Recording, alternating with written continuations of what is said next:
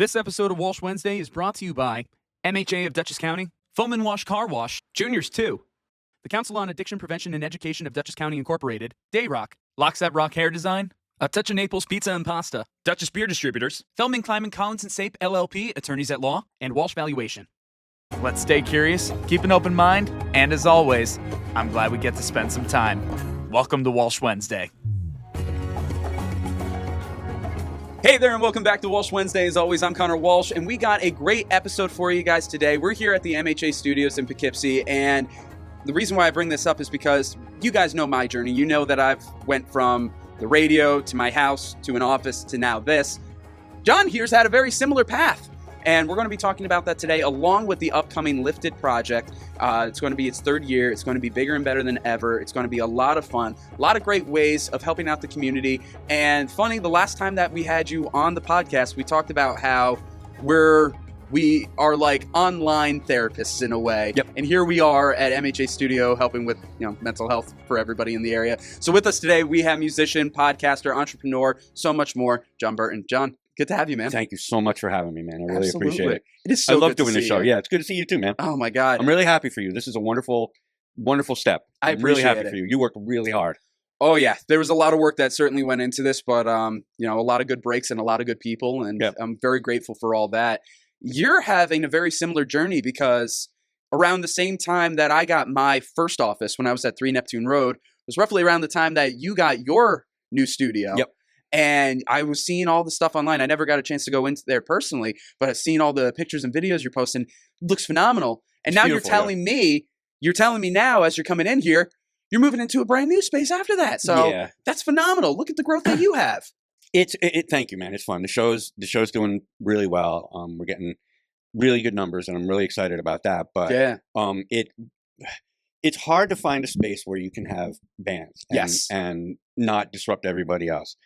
So I found after the new studio that I need a place that I can build out and actually make custom to what the show is.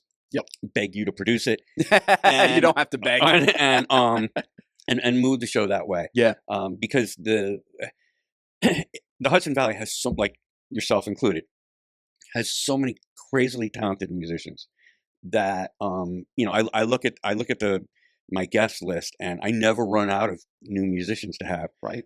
But they need to be able to perform at the height of what they do. Yes. And so to do that, you kind of need like a special space. So we're going there. We're getting a little bit bigger, and also I like the format you have here where you sit. Like I have kind of like a talk show format. Yep. Where I'm on one side of a desk, the guests are on the other side of the desk, and blah blah blah. I like the format you have here. This kind of fell into our laps. This was no, but even in your other studio, you've always had like 2 chairs, and it just a little bit more casual than what I had going on. Trust me, if I could have, I would have had like the Letterman Late Show kind of desk set up too. Yeah, if I could have, I would have. I don't know if you want that though, because with this, like, you forget you're on a show sooner. Yes, that's the goal, right? You want your guests forget you're on a show and just sit and talk. Absolutely. And when you're in that kind of talk show format, it's like what I have now. It's a little bit performative, maybe. You think that you're on a show the whole time, as opposed to this where I don't know. I've listened to your show, John, and people kind of forget that they're on a show with some of the things that they talk about. Yeah, but it takes me in a beautiful way. Thank you. In a beautiful way. It takes me about 5 minutes longer to get there though than it should. So 5 minutes ain't that bad. Well, really not that bad. The other thing, the difference is like my shows are like 2.5 hours, and so I try my longest episodes are an hour and a half, but I really try to keep it hour and under. Right. Yeah. Why do you do that? Why do you? Attention spans. Okay. And also my personal interest and how much editing I want to do. That makes sense. See, I don't edit, so that makes sense. Yeah. If I had to go through 2.5 hours of editing, my show would be 15 minutes. Exactly. Trust me. I'm very lucky that majority of the people that I work with and produce, like a lot of the shows are a lot less than mine. Right. So it was like, oh, thank God. Right. And then, when I'm doing mine, the sweet spot, like 45, 50 minutes, that's kind of where it's been. And, when we have to go longer or whatever. Got it. Okay. You're fine. Shut up by 2:30. Got it. Get the hell out of here, John. No. the last one we did was very timely, believe it or not, too. Yeah. But it did go by very quickly. But then also, like, I look at the stuff that I like watching as well. Mhm. I like watching and I like listening to.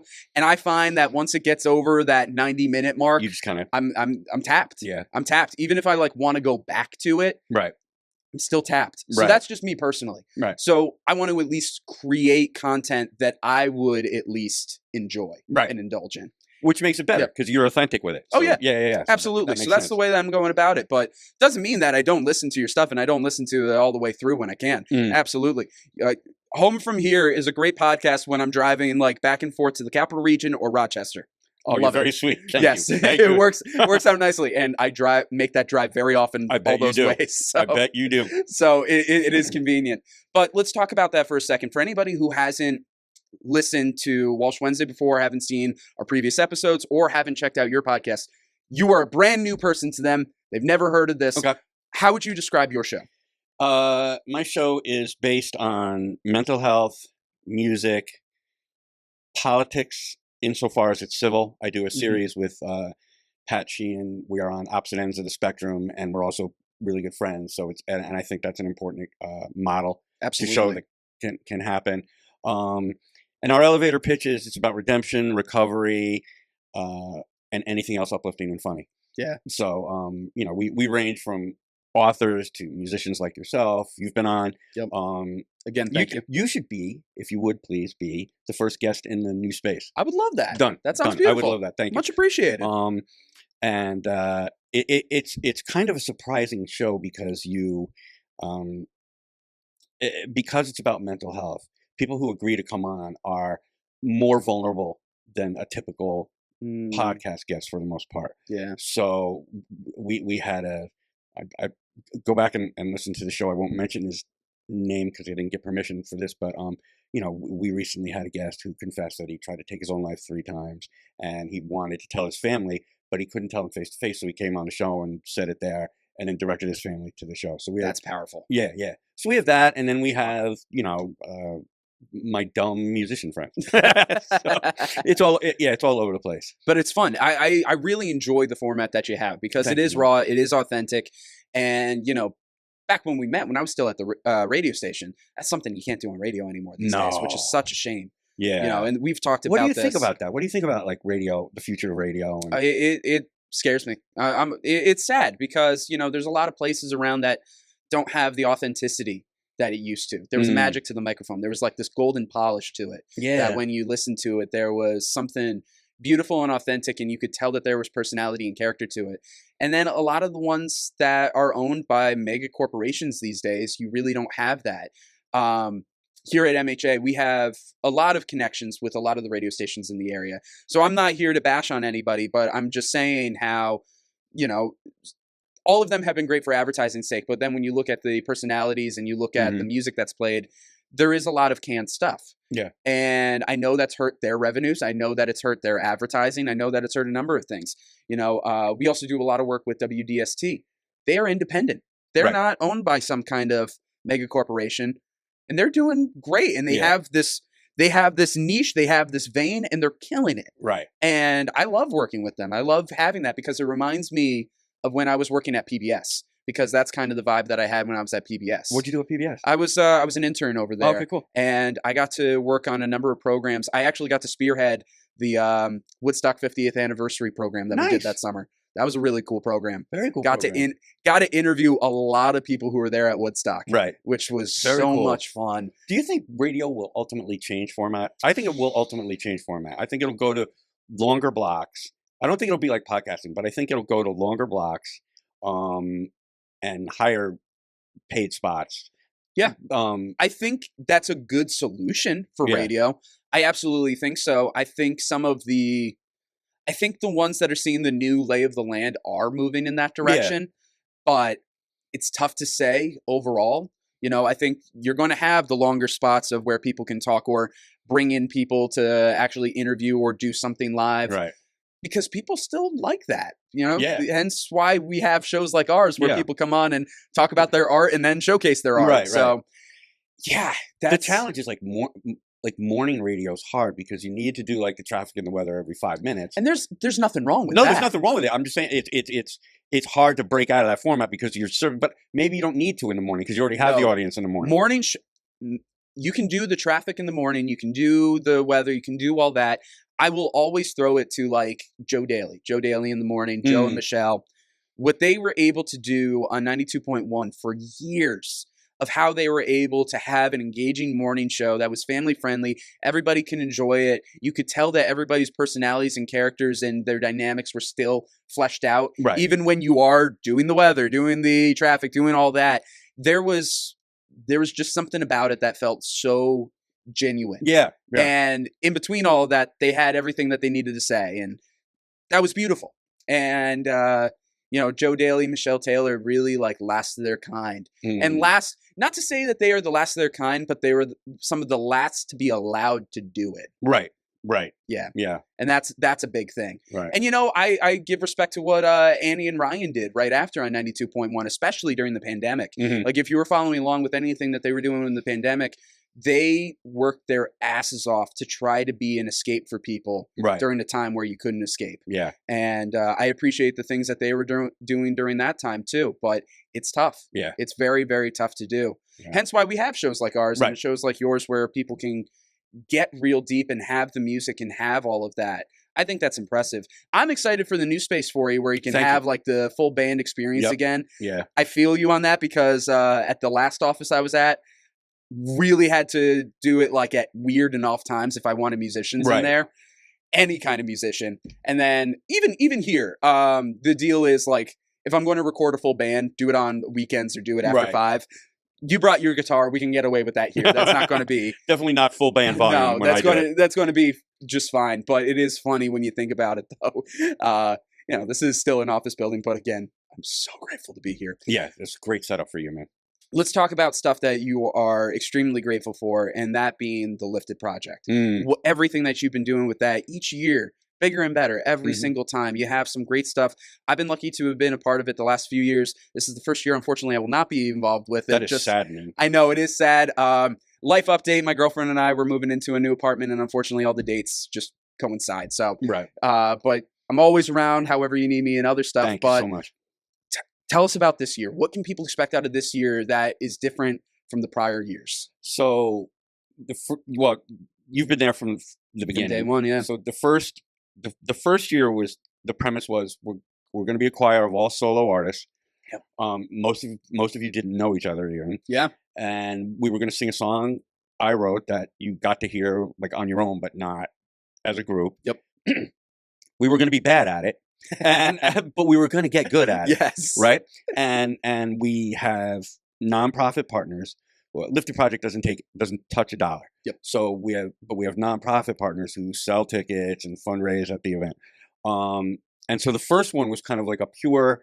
The audience got a little involved, but it was pretty much a pure choral experience. Yep. On the back of people like you who are just like talented musicians who you can put in a. You know, you can put in a trash can and they're going to sound good singing stuff that they don't know. Beautiful voices all around. Yeah. So good. So good. So last year, we do the song called Holy. Yes. And while the choir doesn't get to rehearse, the band does have one rehearsal. It's always the Sunday morning before the event. Yep. Everybody's always hungover. They're all exhausted because they're from the gigs the prior night. From the prior night. So everybody wanders in with hair all over the place and Dunkin' cups, all which if you're not sponsoring your show, they should be. Should get a local Dunkin' sponsor. There you go. Great. And so we did, and the songs are like, you know, they're choral, they're uplifting. Oh yeah. They're not necessarily, because I'm not necessarily rock, funk, that kind of thing. Oh yeah. So at the rehearsal last year, my friend Cher and my friend Trish came and agreed to sing so we could get a choir feel, and they just all of a sudden took this song that's almost like a gospel, not a gospel song. It's almost, I'll play it for you. You tell me what you think. Well, you sang it last year, and Holy, and turned it into this funk thing. Yeah.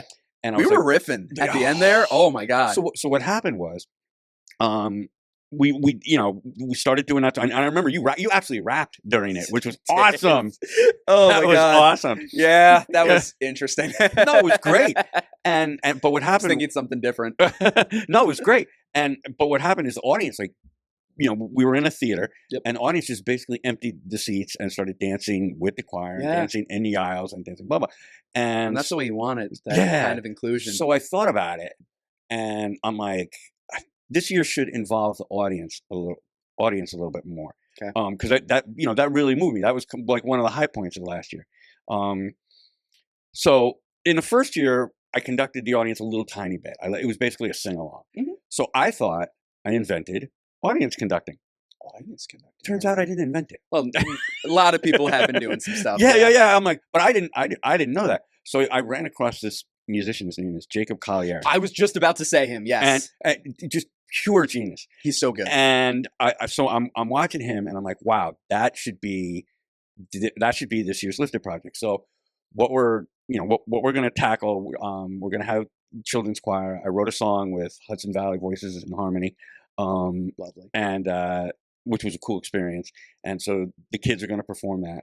Then we're doing a guitar choir, which is, last year we had a lot of guitar players, and it was fun, but so many guitar players and then only one lead guitar player. I was like, it's good, but so this year I think we're drilling it down to like 5 or 6 of us. Okay. And we're all just going to do that. Then my friend Angelo Santilli wrote a song called Echoes in the Valley.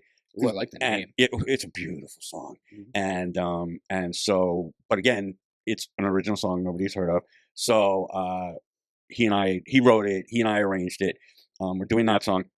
Then we're having a magician who's doing this kind of like 20-minute. I don't want to give it away because it's going to be no fun. Okay. But if I give it, I'll tell you when we're done. But it culminates with the word. It has to do with lifted, and it's not levitation, and it's like a 20-minute like illusion. Okay. That's really cool. Nice. Our nonprofit partners will have tables, and then we'll have like an intermission where you can go and meet all of them and hopefully get involved in whether it's donating or just learning. Then we come back and we do Holy. Yep. Then we're doing the Holy Funk Jam, which my friend Cher is going to conduct because she invented it. Her and Powell invented it. And then we're doing Won't Be Broken again. But this time for Holy and Won't Be Broken, I'm going to be conducting the audience, and we'll do it. And I've actually like posted. And we're starting with the Coldplay song "Fix You." Yes, I saw that online. Yeah. Funny enough, I did Fix You for my chorus back in high school. I want to say either freshman or sophomore. No kidding. Year. Yeah. So I was excited when I saw it, and then of course when I found out that I couldn't be there, I was like, damn it. But no, it's such a beautiful song. You can call in if you want. I'll have to call in. You can call in. I'll FaceTime you. Yeah, just FaceTime. Right. Be like a random just phone in the crowd. This is Connor singing his part. Yep, and it's going to be on a delay and everything. It's going to lag a little bit. Yep. It's a conducting challenge, but that's my problem.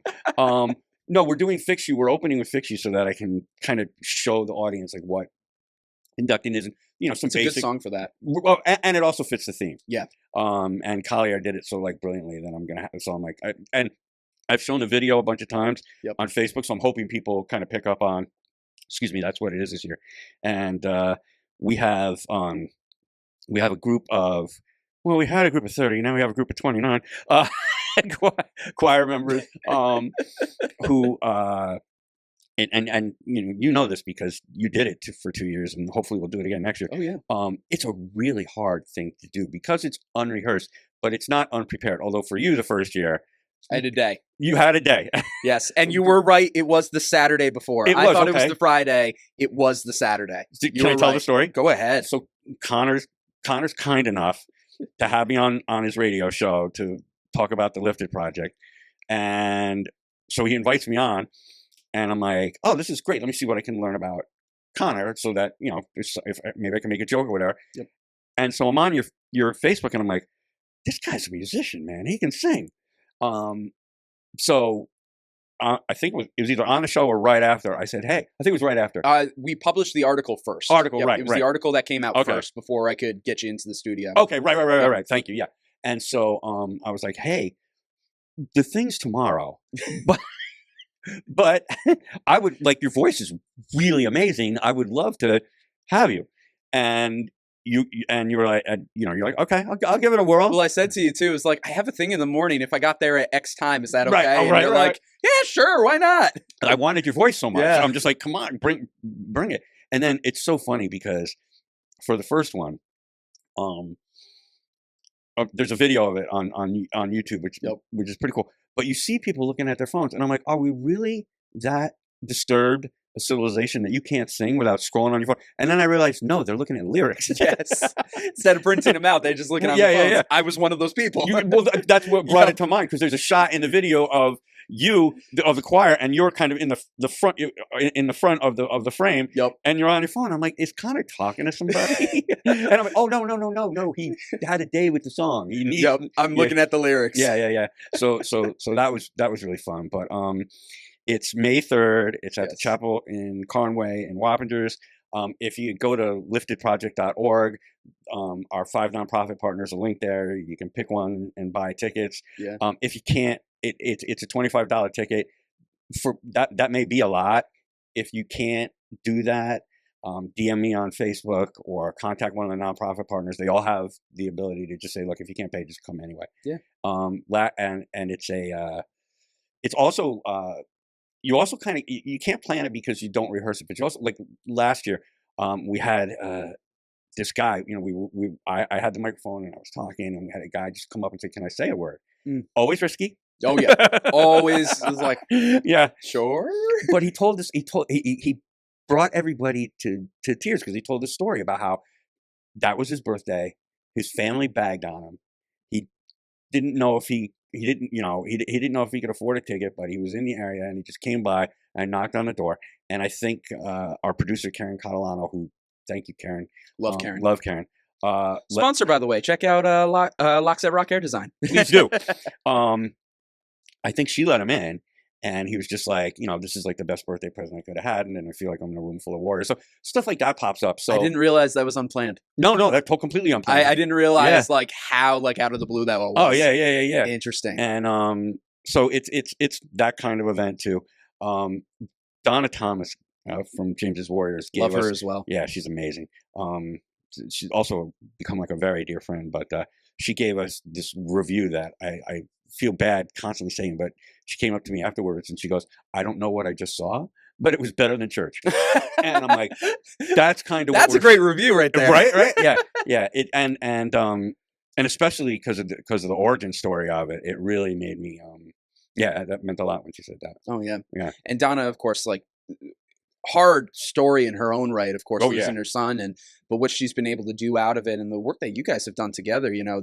Was it the No One Talks Alone show? No One Walks Alone. Yeah. No One Walks Alone. I wanted to make sure that I was like, I know I'm going to screw it up, because then the festival that y'all do is the No One Rocks Alone, right? Right. So apparently nobody does anything alone. Nobody does anything alone, but that's good. If you work with Donna Thomas, nobody does anything alone. Yeah. I hope I can go to the bathroom alone. I don't know. Shoot. Yeah. Okay then. No, but no one is occupied alone. Yeah. But the work that she does, and the fact that you guys were able to partner up like that, I think that's phenomenal. Oh yeah. The way the stuff that you guys are able to do together, and that's lovely to hear that she's become such a dear friend for you. Yeah. Love her. My daughter went to college last fall, and I took it like really hard. Empty nester. Oh, but because we have our own journey together, so we're maybe a little too tight to begin with. And when she went, like, for some reason, it devastated me so much, and like knocked me way off center. And my wife comes up to me and she goes, "Are you getting sick again?" And I'm like, "I'm sad. I don't know if I'm getting sick again." And she goes, "Get on the phone right now. Call Donna Thomas and sort of." And I did. And oh wow, yeah. So that's a really lovely thing. Yeah.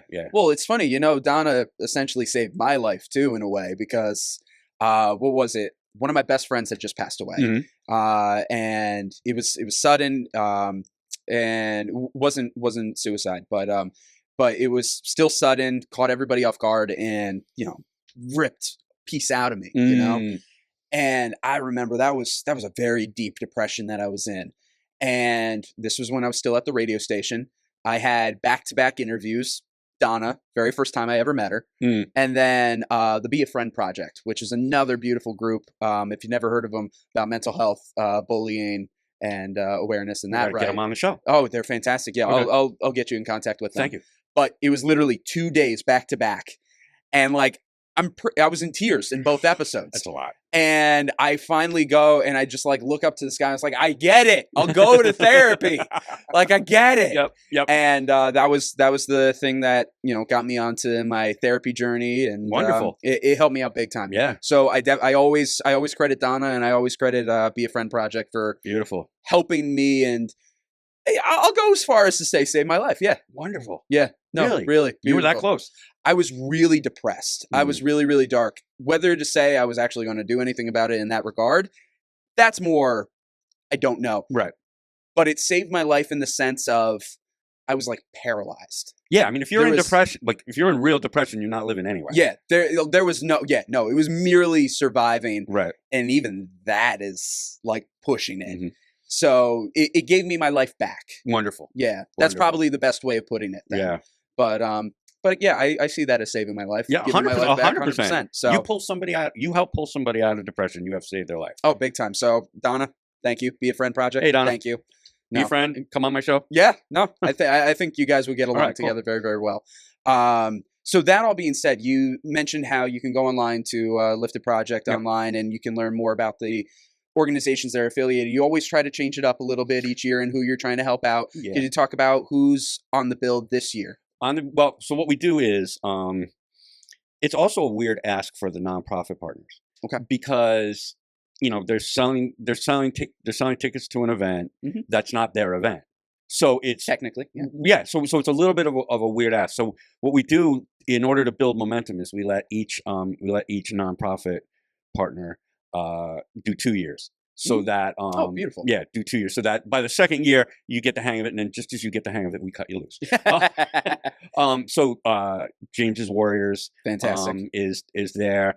Earth Angels Believe is there. That's an Oh, love them. organization. Yeah. Gina's such a nice person, and they you know, and they service families with somebody who has cancer, which obviously in my case I'm like, okay, I get that. No brainer. Yeah, no yeah, brainer I get for that. you in that case. Scarf, which is an animal rescue. Okay. Melanie Cheney's foundation, which is an organization that got legislation passed for stricter enforcement of restraining orders and protective orders for victims of domestic violence. Wow. Yeah. Okay. Yeah, That's yeah, big. Yeah, yeah, That's yeah. big. Yeah. So so it's a little bit diverse this year, which is great. That's what you want. Yeah. For sure. Yeah. I'm not familiar with the last two, but I'm glad to know about them now. And Yep. through the Lifted Project, I'll learn more. Yeah. Links in the description. Check it out yourself. Thank you. So yeah, no, that's incredible. Yeah. Yeah, no, I know a lot of people who have dealt with like restraining orders and orders of protection and things along those lines, and I know how difficult that can be for an individual, for a family. It's tough. I even had one at one point.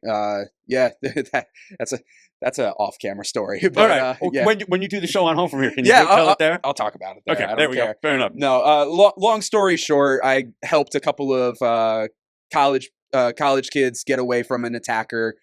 I got hit in the crossfire, and then I got a restraining order against the guy. Right. So that's long story short. Restraining orders are so tricky though, because by the time a person violates it, they're almost after the fact. Oh yeah, Right. absolutely. Like just because you have one doesn't mean you're going to honor it. And by the time you break it, Yeah, too late. too late. No, it's true. Like that's the scary thing about it. It's a piece of paper. It's Right. like, and But that's tough. Here's what I don't understand. Yeah. In the day of ankle monitors and GPS, Mm, it should be really easy for a victim to have an app on their phone and for an alleged abuser to have an ankle monitor. And the victim's app goes off the minute that the ankle monitor breaks comes the too restraining close. order. Yeah. That gives you time. Now, and yeah, I like that. It doesn't have to necessarily show where they are constantly, because I just feel only like if that they- breaks. Right. But like if If they they- are in that If proximity, they break the restraining order, beep, beep, beep, beep, beep, beep. Actually, I like that. That could be very it's interesting. called the Burton Law. The Burton and I'm- Law. I like it. And I'm on it. Well, funny enough, the person that I had this restraining order against, we did run into each other at one point while it was going on by accident. Okay. We just happened to be at the same place at the same time. Which can happen too. Which can easily happen. Right. We just gave each other a knowing glance and we went on with our day. Right. And that was it. Right. But it was just one of That's those crazy. because it was a huge public event that we were at. Oh, okay. So like, what are you going to do? What are you going to do? Right. It's like, this is a huge public event that hundreds, if not thousands of people are at right now. Right. So yeah. It's like, just, we're good. Knowing glance, we're fine. Right. Wait, did it make you nervous, or were you? For a second, and then, as I said, we saw each other, that moment of just recognition, and we were good. And then you're good. Yeah, we were good. Yeah. It was always interesting. Always interesting. But no, I'm happy to hear that they're involved. Yeah. What was the name of the organization again? The Melanie Cheney's Foundation. Melanie Cheney. Sounds good. Yeah. Beautiful. And pause. We're going to take a quick break from our interviews to hear from our sponsors. First up, we got our friend Andrew O'Grady from MHA of Dutchess County. When we talk about mental health, we often focus on the symptoms, anxiety, depression, isolation. But what we don't talk about nearly enough is the root cause. And more often than not, that root cause is trauma. This is Andrew O'Grady, CEO at Mental Health America of Dutchess County. Trauma doesn't always look dramatic. Sometimes it's quiet. Sometimes it's an experience you've carried alone for years. Sometimes you've never spoken about it because it feels shameful or because you were told to just move on. But here's the truth. Holding a painful secret doesn't protect you. It weighs on you. It shapes how you think, how you feel, and how you move through the world. It can impact relationships and jobs, the way you attach to people and interpersonal friendships and work relationships. And you don't have to keep carrying that weight by yourself. Healing is possible when you finally feel safe enough to talk about it. Contact a therapist today. If you need help with that process, contact your primary care physician or call MHA of Dutchess County. We're happy to help you find someone. It's time to take care of yourself. You just may have the best year of your life. For 60 years, we here at Foam & Wash Car Wash pride ourselves on giving back to the community because we're your neighbors. It's our community too. In celebration of Foam & Wash's 60th anniversary, we want to say thank you. By visiting the link on screen and in the description, you'll receive one free hot wax and shine car wash. No hassles, no gimmicks, just a token of our appreciation. Foam & Wash Car Wash, home of the unlimited wash membership. Thank you for being part of Foam & Wash Car Wash's story for the last 60 years. This episode is also sponsored by Juniors 2. Come on out to Juniors 2 in Poughkeepsie, New York for Thursday Night Trivia, hosted by CMJW Entertainment. Play as a team as you work your way through 4 rounds of trivia categories in order to win gift certificates and other prizes. Juniors 2 Trivia Nights, every Thursday starting at 7 p.m. at 1126 Dutchess Turnpike, Poughkeepsie. Next, we have a message from our friend Jeff Feldman from Feldman, Kleiman, Collins, and Sape LLP, attorneys at law. Hi, I'm Jeff Feldman. In 1986, when Paul Kleidman and I started our practice, our goal was to create a law firm where you could meet with an attorney and feel confident that that attorney would be with you every step of the way. Today, the firm has been successfully trying cases at all levels of state and federal courts throughout the Hudson Valley and Capital District. We have been selected as one of the best personal injury and medical malpractice defense law firms by U.S. News and World Report every year since 2009. For all of those years, we were the only firm chosen in any litigation specialty between Albany and White Plains.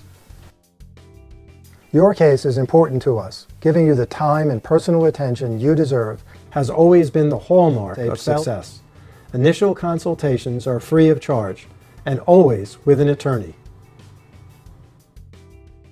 In 1 year, I went from unemployed making videos in my family room to becoming a top 40 under 40 honoree, gaining hundreds of thousands of views. And I'm just getting started. It's time for the second annual Walsh Wednesday Fund Drive. It's Connor coming at you once again, and what better day to launch the second annual Fund Drive than to do it on National Connors Day? Seriously, that's a thing, not some April Fool's prank. Guys, 2025 was such a transformative year here at Walsh Wednesday, and I'm so excited to see what 2026 has to offer. Over the span of the last 60 plus episodes, not only have we gotten to speak with local leaders and creators, but we worked with platinum selling artists, Broadway veterans, Hollywood actors, banana ball players, and even Olympians. Because of the hard work from this past year, Walsh Wednesday is once again nominated for Best Podcast, part of Hudson Valley Magazine's Best of Hudson Valley. None of this would be possible without you, so thank you. You can help Walsh Wednesday continue to grow by donating to our GoFundMe and by voting for Walsh Wednesday for Best Podcast.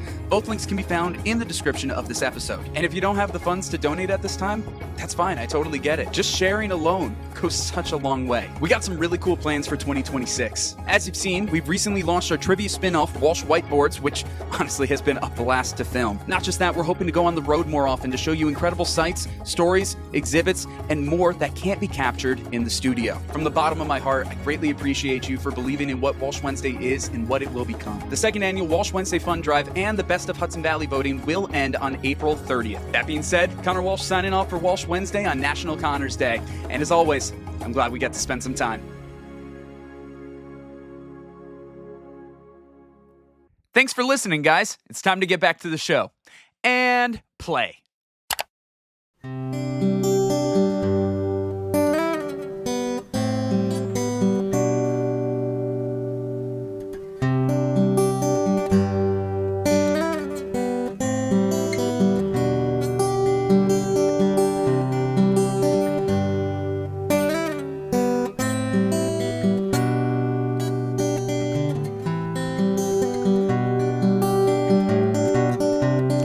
Too much, too long. I got off my knees and I saw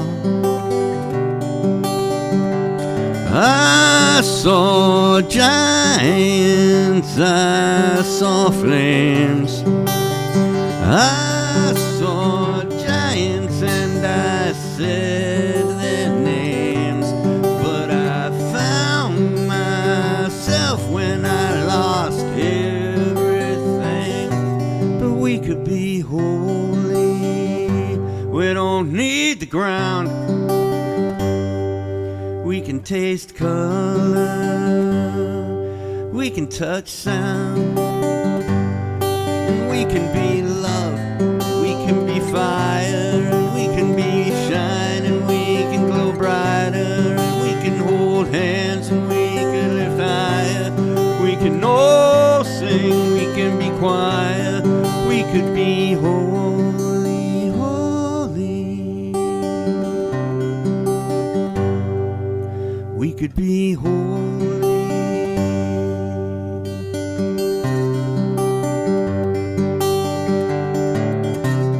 Very far, but not gone. I raised my head and I saw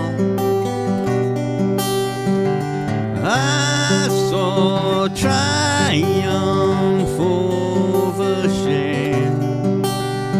I saw time move and what became. But I found myself when I lost everything. And we could be holy. We don't need the ground. We can taste color. We can touch sound. We can be love. We can be fire. And we can be shine. And we can glow brighter. And we could hold hands. And we could lift higher. We can all sing. We can be quiet. We could be holy, holy. We could be holy.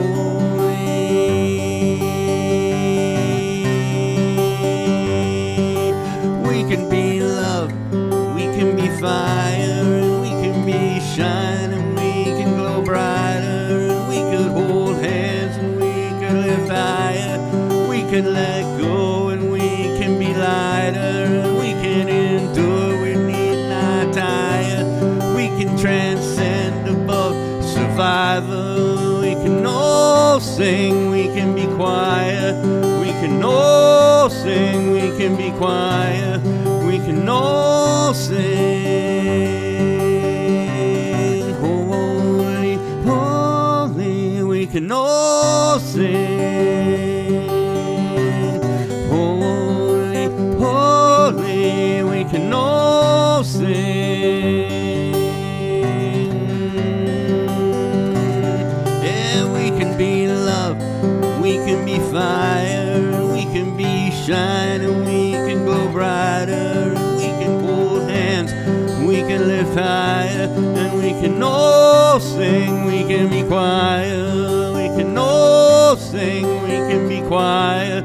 We can all sing. We can be quiet. We could be holy, holy.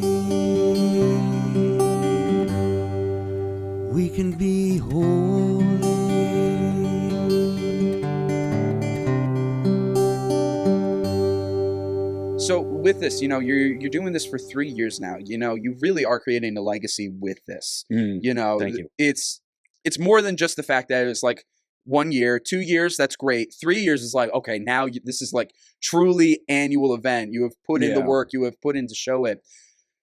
Obviously helping out these organizations, giving them the money, giving them the awareness, bringing these musicians together. This is all a part of it. But at the end of the day, the core, the heart of it, what is the legacy you want to leave behind with this? That's a good question. I mean, it started as kind of the result of my wife's head and neck cancer journey. Yeah. And I just kind of had this idea that, like, I've seen what music did for me. I thought music could do it for other people. When we did the first one, I had no idea it was going to go off. I was just like, you know, which was great.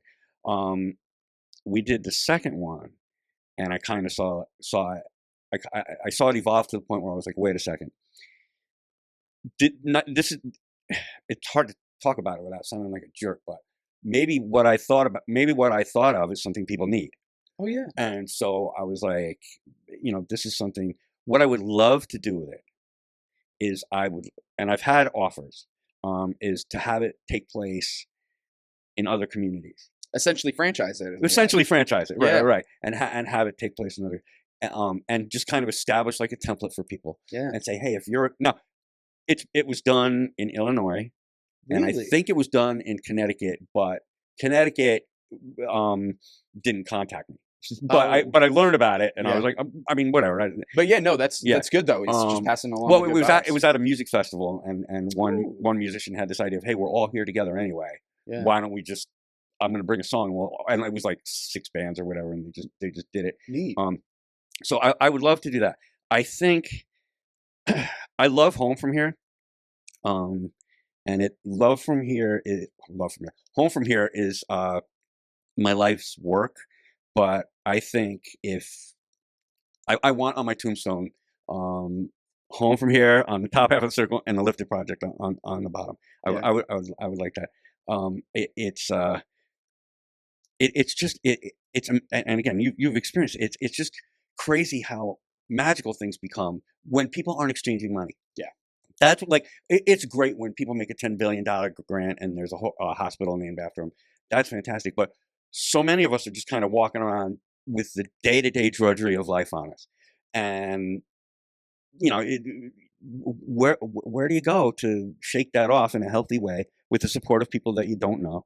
And I would also consider doing it. We do it once a year. Mm-hmm. I would also consider doing it twice a year, especially now that the choir is more honed. Mm-hmm. Because again, like musicians, like you kind of have to chip away at the choir. Like the first year's choir was absolutely great. But you know, people were there for different reasons. And then you realize like you need musicians who are selfless. You need musicians who don't compare. You need musicians who understand the cause and do it that way. And you know, by last year we had it really shaped down. And then this year we have some new people who I think really get it. And nice. And then if musicians would consider tackling this project and doing it on their own, and I'll create a template, and then you do it in do it in Albany, do it in Los Angeles, whatever. I think that would be really cool, and I think it would mean, because like again, it was born out of a horrible cancer story. So I think just the idea of spinning something good out of all that, like that's if I pass, I'm okay that I did that. That's beautiful. No, seriously, if it only stayed here in the Hudson Valley, that alone would be tremendous. But if to get it widespread like that, that's incredible. That's, oh my God, that would transcend anything that could possibly be done physically here, just the way it can continue to go out there. That's beautiful. And, you know, we did a few extra performances of it. You know? What was it? It was the Hope Rocks Festival? Hope Rocks Festival, yeah. Like, there are little things that can sprinkle it in every once in a while, 100%, too. yeah. So it doesn't have to be a full-fledged, like, Lifted Project event. It could be the Lifted Project is like a featured guest or something. 100%, yeah. And, and with Hope Rocks was fun. Yeah, that was fun. Thank you for doing that, by the way. And it doesn't have to be just music. Mm-hmm. Like there are like this magic thing that we're doing. Yeah. I get like, I can't remember the guy's name right now, but he's a magician. He's family oriented. He's got specials on Netflix, and I get emotionally moved. He's not the one that's doing it. Okay. But he inspired me. I got moved by like this, by some magic. Some magic can be like really inspirational. Oh yeah. And so if you're in a room full of magic that happens anyway, you know, that would be really cool. Yeah. And I like the idea too of, we had the first 2 years we had Leslie Wayne with us, who just a really remarkable woman, and she would tell her she had terminal cancer, and she would tell her, you know, it's a very unique vantage point to know you're going to die, and still have, you know, be able to walk and dance, knowing that you're, you know, it's a unique vantage point. And we had her telling her personal story last year. Was my friend Sharon Ange wrote her a song, and we did it because she had kind of said this is going to be the last time I can come. So I also love the idea of, in addition to the music, people just telling their stories, and you know, just saying, you know, I'm going to die, or my family's not here for my birthday, or whatever, and just, but for today, up we go. I like that. For today, up we go. Yeah. If that doesn't just sum it up right there, that is beautiful. Oh, thanks. My God, so good. So, are you going to rest a little bit after May, after everything's said and done? Because you always seem to be on the move. Thank you. Yeah. I haven't taken a vacation in like a decade, and so I kind of feel like this is going to be the year. I think me and Trish need to get out of town for a few seconds. Good for you guys. Just to shake it off. Yeah. And I want to get the new studio set up and built, and but then after that, after that, I think we want to go. That'd be beautiful for you guys. Thanks. And I have for probably before you were born, I have wanted to do an album, and I've never done one. Really? You've never done an album? Never done an album. I've recorded. I've only of the stuff I wrote, I've only recorded like 2 or 3 songs. Oh, interesting. And they weren't good. So I really want to do an album. And so this summer I might that'll be good dedicate towards that too. Yeah. Nice. Yeah. Like, you have a bunch of great recorded music out there, and I'm like, the thing I love about that is, like, I'm not saying you're going to, but if at some point a little Connor happened to be wandering around, and that little Connor had a little Connor, like, there's a digital legacy of you there. There is a digital legacy for sure. Like, that's cool. Like, I want, like, you know. Yeah. Have some kind of digital legacy for your family as well. Yeah, just of like, hey, you already created one with your podcast and the Lifted Project, but to have something like an album too. My show's not as clean as yours, so I don't know if I want my grandkids hearing me dropping the language that I dropped. There's going to be certain episodes you're going to have to block out. Listen. Yeah, absolutely. My parents watch this, so I got to make sure we're good every time. I understand. Every time I come to your show, I'm like, okay, this is going to be a hard hour and a half because you can't curse. I'm like, I don't know how to talk without cursing. I've had people curse on this. Oh, have you? Yeah. Well, now I got a streak going, so now I can't. Let one out if you need it. I was going to say. You're kind. Thank you. No. Depending on what it is, sometimes I'll bleep it, and also sometimes bleeps are just funnier. Oh, bleeps are funnier. Yeah. Yeah. But also, it depends on what's being said too. Like, let's say somebody's telling me a very heartfelt like experience and just the raw emotion. I'm not going to bleep that out because that's going to be part of the emotion. Oh, of it. Totally. Yeah. So, like, you know what's funny about bleeps is if you leave the ing in it. Yes. So it's bleeping, and you're like, oh, gee, I wonder what they were saying. I wonder what that word was. Right. Yo, trust me, I always do just enough just to make it funny. Perfect. So that ends up being the way it goes about. Perfect. Man. But yeah, no, an album from John Burton, that would be sick. Yeah. Well, do you like the sound of your own voice? I do now. I just had that. Yeah, we've talked about this before. But I know that you're still iffy. I'm not anymore.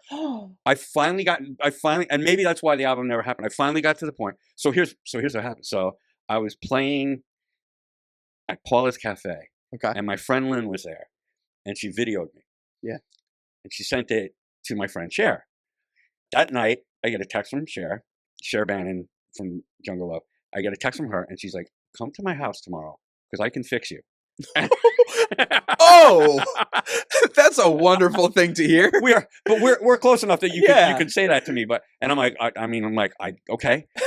So I went, and she gave me like the best advice. She's a vocal coach. Yeah. And she gave me the best advice I ever got, which is sing like you talk. Because I've been doing James Taylor covers for 150 years. Yep. And, you know, you do Fire and Rain. You've been doing James Taylor covers longer than James Taylor's been around. I actually wrote James Taylor stuff and was performing it, and he robbed it.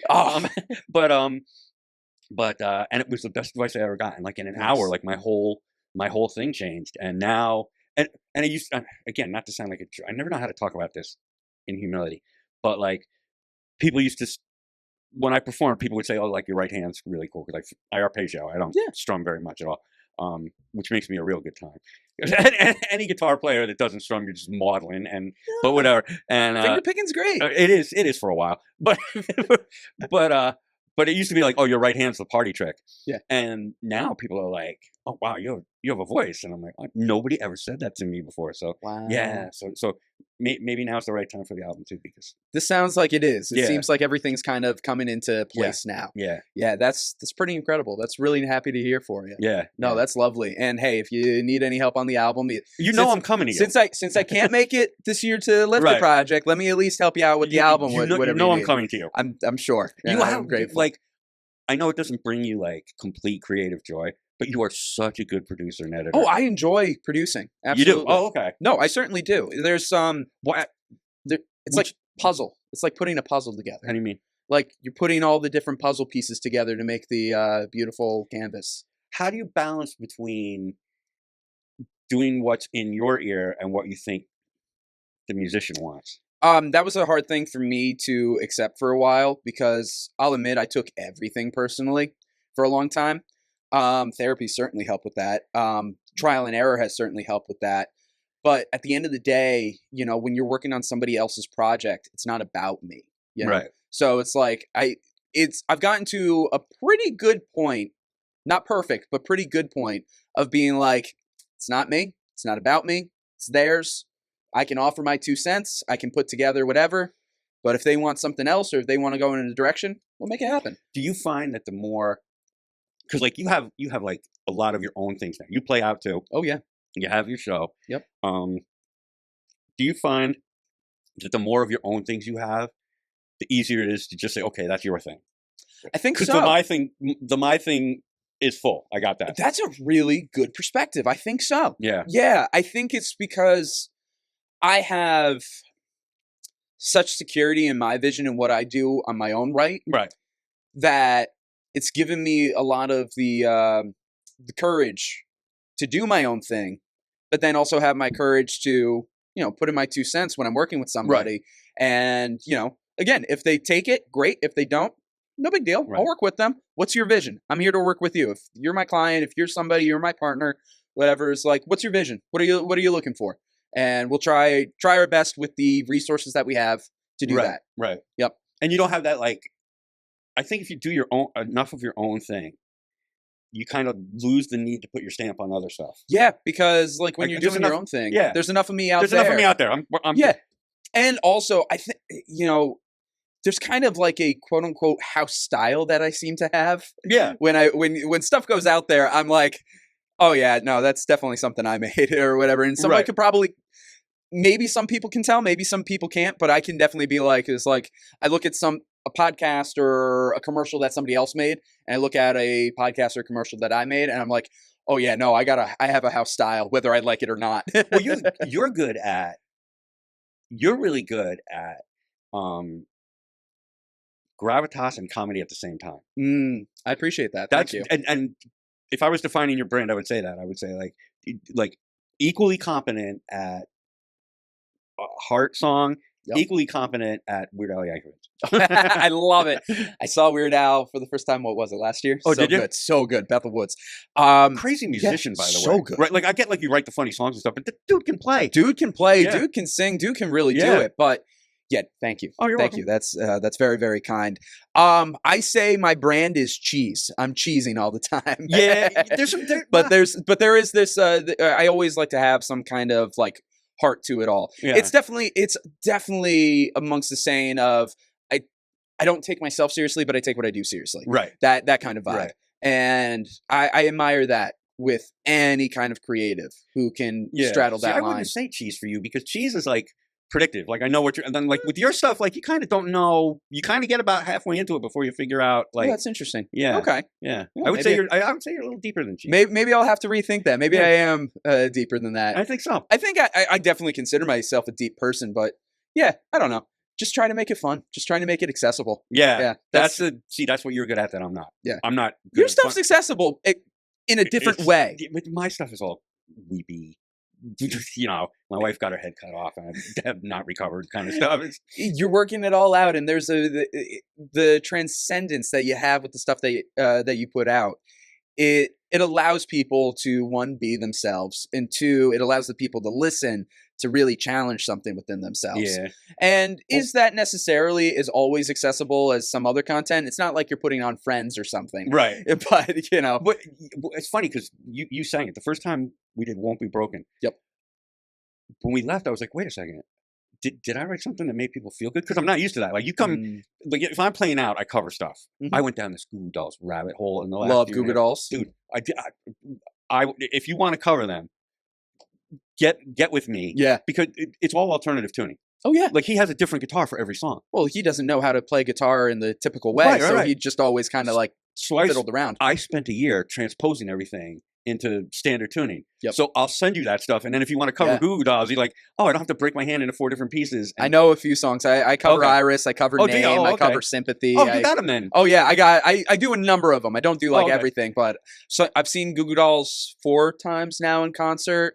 Worked with a guy who plays keys for them and produces. Oh, wonderful. So, yeah, I'll send you the link to the episode. It's this group, Flight to London, and one of the guys, you know, works with them. And your episode? So, yeah. Yeah, I saw it. Oh, you saw the Flight to London episode? Yeah. No, he works with the Goo Goo Dolls. Right. It's fantastic. Yeah. So, so one of these days I'll meet the Goo Goo Dolls. But yes, such a great band. Have you ever seen him?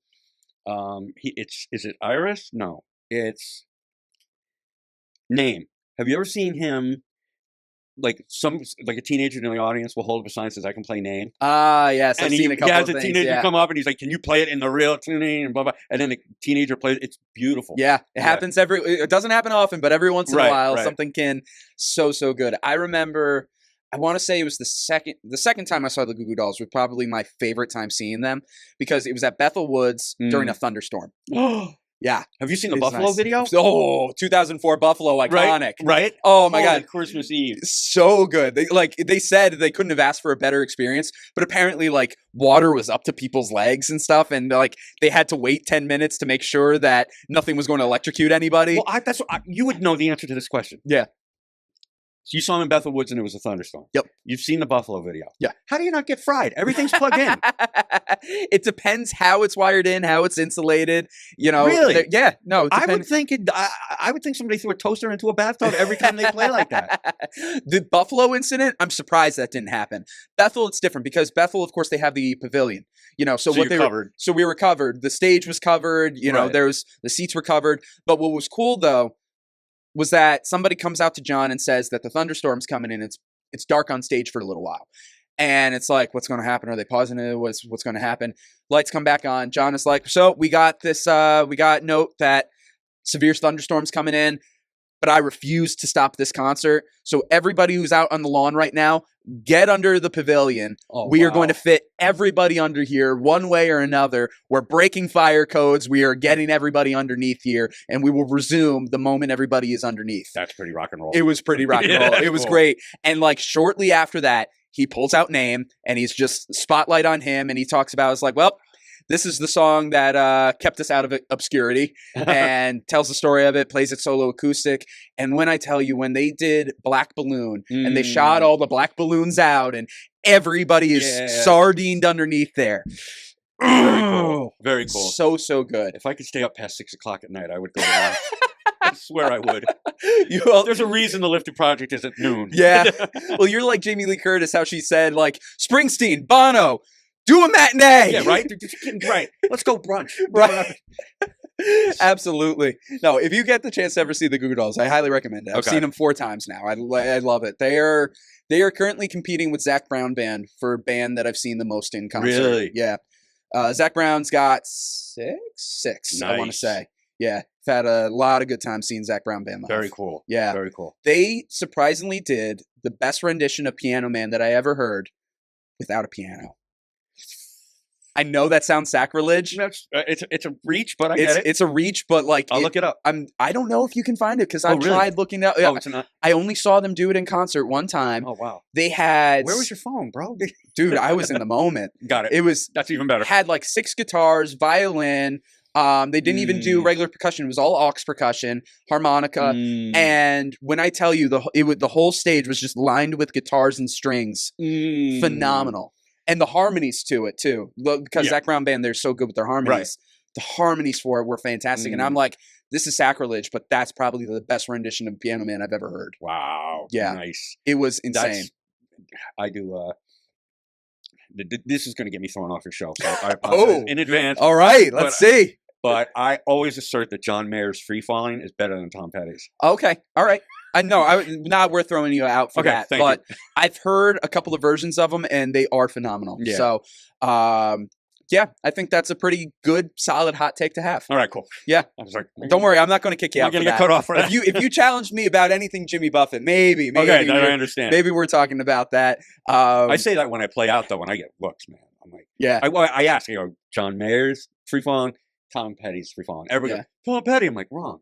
John Mayer. It's funny because not as many people are aware of John Mayer's versions or listen to the live versions or anything like that. But yeah, well, I say that with a number of artists. Every once in a while, the cover is better. Okay, you want to this will get me thrown out. All right, give it to me. Dixie Chicks Landslide is better than Fleetwood Mac's Landslide. Oh, I know it's better. I know it, and trust me, I enjoy it. I'll just see myself out. No, you don't got to see yourself out, but I'm not sure if I agree with that. I think a lot of people don't, but that's tough. That one's tough. Yeah. I respect it though. I respect it. When you come on home from here, let's do a segment, and I'll prepare for it. Covers that are better than the original. Yeah. We'll do like 10 minutes on that. That'd be fun. That'd be fun. Absolutely. I got a couple that are pretty interesting. Every once in a while, I flip back and forth on this. We were talking about Goo Goo Dolls. Give a little bit. I was raised on the Goo Goo Dolls version, so that's all I knew for the longest time. So maybe I'm just biased in that regard. But every once in a while, I need the Supertramps version. I need to listen to the Supertramp version. No, you're right though. Yeah. Ben Folds 5. Oh, Tiny Dancer is better than Elton's. I do love Ben Folds' rendition of that. Yeah. I don't know if I can say it's necessarily better or if I like it better, but I will say it's phenomenal. Yeah. That's a great one. Big Yellow Taxi, Counting Crows. I don't even remember who even does the original version. I can't remember. Joni Mitchell? Was that Joni Mitchell? That's probably Joni Mitchell. I think. But yeah, I'm going to go with Counting Crows on that one. I'm right there with you. Studio version. I have heard a number of live versions. Doesn't come off as well, but the studio version. Counting Crows is interesting live. Well, the lead singer never likes to do the song the same way twice. Right. Yeah. Which makes it difficult if you are a band. Yeah. So, funny story with Counting Crows. In college, one of the things that we would do to train our audio engineers, we had Sean Wendell, who was our production manager. He was a lot of different things. But he would train us on a multi-stem Pro Tools sheet layout of a live version of Mr. Jones. So, live version of Mr. Jones. So, you're dealing with all of his interesting fluctuations. And I say to him, I was like, Sean, why couldn't we have gotten the studio version to work on? Because, like, anybody who has taken that program, like, I love the song Mr. Jones, but I do get a little twinge in my spine when I hear it because I think of that interesting version PTSD that we had to work with. I do. Yeah. I stopped doing, for like legit 3 years, tried to do Long December. Oh, I can't get it. Can't get it? I mean, I can play it. I can see it. But he has it, the end where he's, and if you think that I should be forgiven, and then he beats and goes, I wish you would. And I just, I never get that pause right. And that pause is everything. I know. Oh my God. The pause. It's been so long since I've seen the ocean. Yeah. And then he pauses and goes, I think I should have done it. And I'm like, I can't get that. It's funny how the pause can be like one of the most important things in a song. And it's crazy because if you don't get the pause right, it's like, I just screwed up this whole song. I had a conductor tell me once, this was really interesting. He goes, people should use silence in music more. He goes, because all songs begin and end in silence. Yeah. And I'm like, I never thought of it. It's true. The beginning of a song, there's no sound. And at the end of a song, there's no sound. Yeah. Oh, absolutely. It's all about the pause. It's all about the things that you don't say. Right. And that's something that I learned when I was in college working on songwriting and arranging. And I was big on like every second needed to be filled with something. Mhm. And if you listen to modern pop today, that's how it is. Yeah.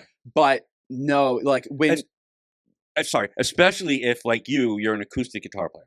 If you're an acoustic guitar player, you need to make sure that the guitar is doing part of the work. That's the beauty of the instrument, right? Guitar, it's a percussion instrument. It makes sound by vibrating. Oh, yeah. And the sound changes the longer you let it flow. Yep. You play my guitar, it's going to sound different than I play my guitar because you have a vibration, I have a different vibration, and the guitar has its own vibration. You cheat everybody if you don't take time with an acoustic guitar to let the guitar do some of the work, whether it's Just a pause. Yeah. Just oh my God. let the guitar do some work. Yep. Yeah. Oh my gosh, absolutely. I agree. And that's something that I've learned to do and I'm grateful for it. And one of my vocal instructors said to me, it's like, Connor, listen to the stuff that you listen to. Is like, has a lot more pause and a lot more space than you give it credit for. Right. Like, analyze that space. And I did, and I feel like that's helped. Oh shoot, what is the... I can think of the song, but now I can't think of the line. Oh, this is killing me now, but I always love it, and I love playing it, and every time that I do it... What song is it? It's Against the Wind, Bob Seger. Never got into Bob Seger. Never got into Bob Seger? No, I don't know why either, because he's very good. He is very good, and I love That's his another stuff. good list that we should do. We don't have to do it now, but a list that we should do for when you come to home from here. Yeah. List of really good songs I don't like. Interesting. Right? Wow. Wouldn't that be cool? That would be a good one to go through. Covers that are better than the originals and list of really good songs I don't like. Yeah. So that'd be fun. Yeah. So the line that I always say, like, if I don't get the pause right, I ruined the song. Right. So it's an Against the Wind, and it's, I guess I lost my way, pause, there was oh so many roads. And, well, actually before that, found myself further and further from my home, and I guess I lost my way. There are oh so many roads. And you can't mess with those pauses. No, you did that well, by the way. I was happy that I did it well right here. I was actually like, okay, that was actually pretty decent. I'll take it. But like that pause from the and I guess I lost my way. Yeah. Like there's such like a level of sadness and desperation just simply in the pause to it. Almost as if like you're choking up or something. Yep. Obviously when he's singing it, it doesn't sound like a choke up, but like, that's so funny you say that. There's a, not to drill it back to the Lifted Project, but I got to let you go home. Please do. The song, we're going to do it again next year so that you can do it. Yeah. The song that Ange wrote, there's it's about, depression and how we have to be here for each other. So it's a great Lifted Project. And he sings like this verse, and then there's like a dun, dun, dun, and he goes, I think I'm lost this time. And it's that pause right before he goes, I think I'm lost this time. And you're like, oh. Same thing as Seger. Guess I lost my way. I think I'm lost this time. Oh, I love stuff like that. All right. Love it. I will let you know when the studio's ready, brother. Please do. Of Please course. do. Since we discovered how long that we are going, and unfortunately I do have a meeting that I got to get to eventually. Let's go, yeah. But John, again, thank you so much. Where can people go, again, to find more information on the Lifted Project? LiftedProject.org. Nice. Everything's there. And of course, we'll have all that in the description of this episode, so please check that out. If you're able to make it, unlike myself, please go see this. Wait, what if we just come to you? You're going to come to me? We'll come to how big is the apartment? It's like 1,200 square feet. We can fit everybody. Sure. Yeah, I can get the choir. I don't know if we can get the audience, but we can get the choir. We'll do it. We'll do it. Absolutely. So yeah, come to my apartment for the Lift. I'll publish the address. Yep, absolutely. And we'll get that all going. John, again. Thanks so much, man. Thank you for having me too. Absolutely. The show's really fun. Thank you. It is so much fun. It's so much fun when I have people like you here. So I'm Connor. I'm John. And as always, we're glad we get to spend some time. And that's a wrap on this week's episode.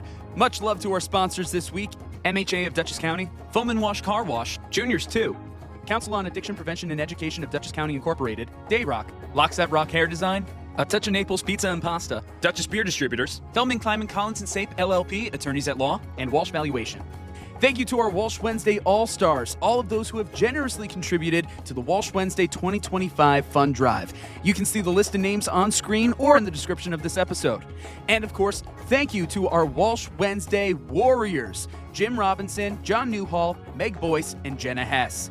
These individuals have pledged $100 or more to Walsh Wednesday for 2025, either through the GoFundMe or our Patreon.